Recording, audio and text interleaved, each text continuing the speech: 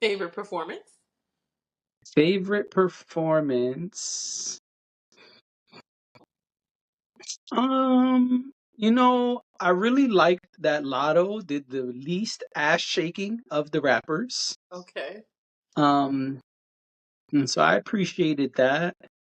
But as the night continued, I gotta be honest, I really liked Tiana Taylor's part of the Usher tribute. That was great. And also, say what you want,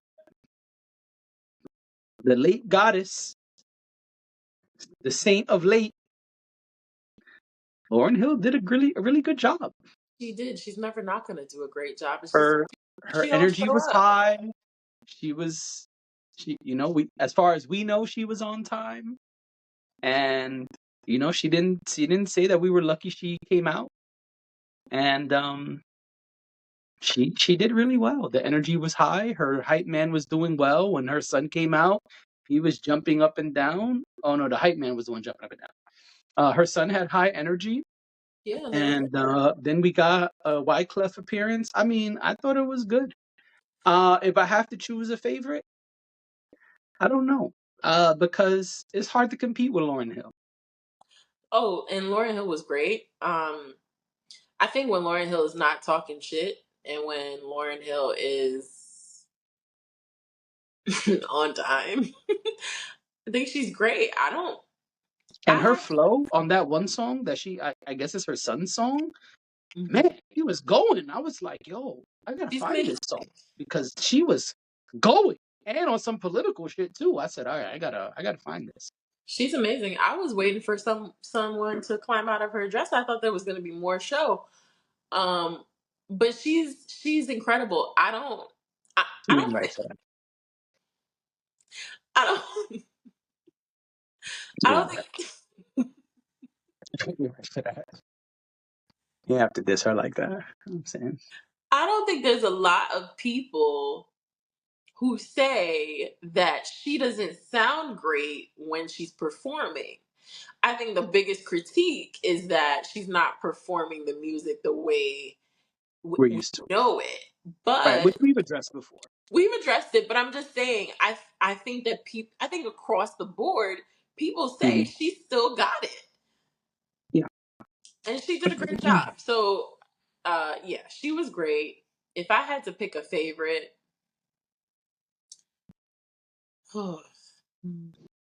I really did like the Tiana Taylor. uh, Portion. Yeah, I liked Kiki Palmer too. I felt like Kiki Palmer did a great job. I Um, feel like they're trying to shove Kiki Palmer down our throat. I think with Usher, it was just alignment from her being in his video, and I mean the industry. I feel like we're gonna get Kiki Palmer every time we can get Kiki Palmer. Like I feel like the industry is trying to shove Kiki Palmer down our throats. Maybe I I'm think alone in that, but that's just every time I see her now, I'm like, man, you again? And I she's mean, talented. Don't let me be clear, because I know when people see this, they're gonna be in the comments saying, "Oh, you a hater." I'm only speaking about the plant of it all. She is talented, and I am not saying that she's not. She can sing, she can host, she could do a lot of stuff. She could dance way better than I can. I got no complaints about her skills, and she looks great when she's doing all of those things. I'm just saying, I think it's really obvious that the industry as a whole is pushing Kiki Palmer. do you think so? I feel like Kiki Palmer has always been known as Kiki. What do they call her? Kiki keeps a job Palmer. Since she was a kid, Okay. Kiki Palmer has been on the scene. She's been For around. me, for me, the last couple years, I would say post pandemic, I cannot stop hearing about Kiki Palmer. Before that, she was like this person I heard about here and there. Might have seen one thing here or two. But since the pandemic, man, they're like every 2-3 months I see Kiki Palmer, and I'm like, oh, she's back again. Wow. Well, I think the reason that's true is because just before the pandemic started, Mhm. she got a gig on Good Morning America. And Oh, I okay. think that's probably why, So like, that reach put her on her the map. stardom went from what it was, which was still, she had big reach then, but I Yeah, but think that once, that's another level. yeah, because she was on it's GMA3.